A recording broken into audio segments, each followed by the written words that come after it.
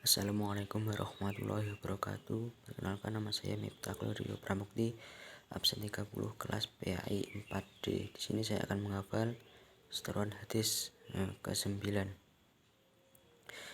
Bismillahirrahmanirrahim. An Abi Hurairah radhiyallahu anhu qala Rasulullah sallallahu alaihi wasallam, la takhasadu wa la tanajashu wa la tabakhudhu wa la tadabbaru wa la yabi akhadukum ala bai'i akhihi wa kunu ibadallahi ikhwanal muslimu akhul muslim la yadlimuhu wa la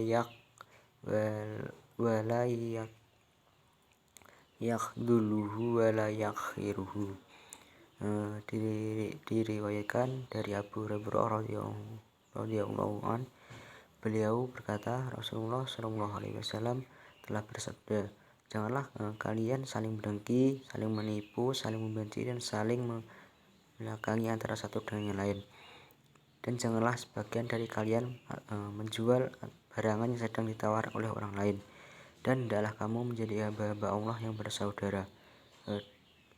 Seorang muslim itu adalah saudara bagi muslim yang lainnya, dan tidak boleh menzalimi, membiarkan atau dalam kehinaan atau membohongi dan menghinanya. Hadis riwayat Imam Muslim. Dari penjelasan di hadis di atas dapat disimpulkan bahwa dalam kewajiban orang yang berakal adalah menjauhi sifat dengki pada seluruh keadaannya. Karena perangai terendah dari orang yang terkena penyakit itu dengki atau hasad, yaitu dia tidak ridho dengan ketentuan Allah Subhanahu wa Ta'ala dan dia diberikan kepada saudaranya.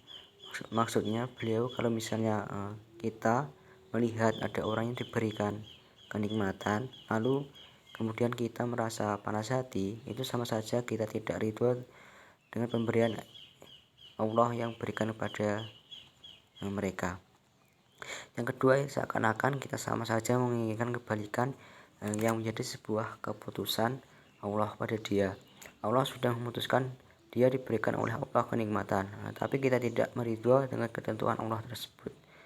Yang ketiga, yaitu disertai adanya keinginan dalam hati supaya nikmat itu yang diberikan oleh Allah pada si fulan yang kita dengki tersebut itu hancur dan hilang. Ini adalah dengki.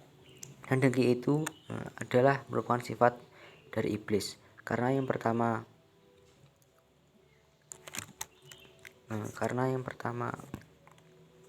diciptakan itu adalah iblis.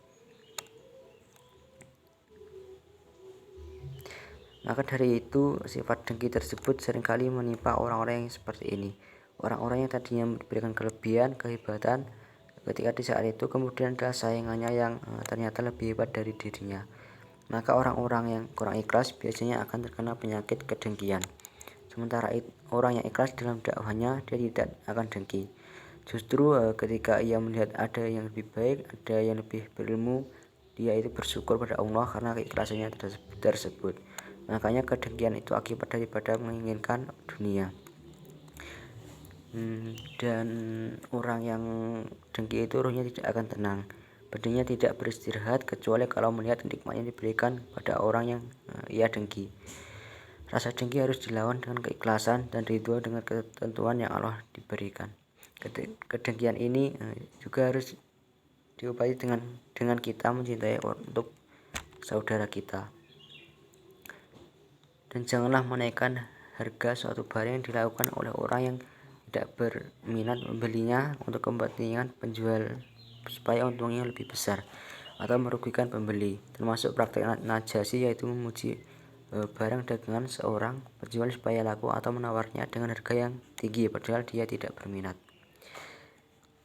Dan kaum mukmin telah bersaudara, maka mereka diperintahkan untuk melakukan segala yang bisa membuat hati itu bersatu dan dilarang mengerjakan segala yang membuat hati saling benci.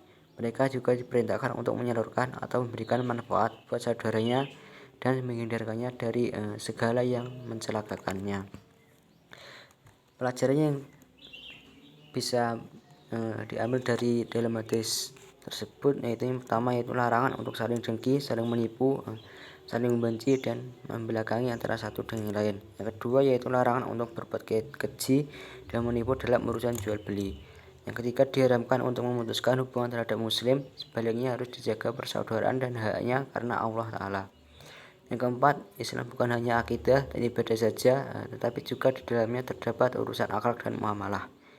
Yang kelima atau yang terakhir yaitu Islam memerangi semua akhlak tersebut, semua akhlak tercela tersebut karena hal tersebut berpengaruh negatif dalam masyarakat Islam. Mungkin itu bisa saya sampaikan. Assalamualaikum warahmatullahi wabarakatuh.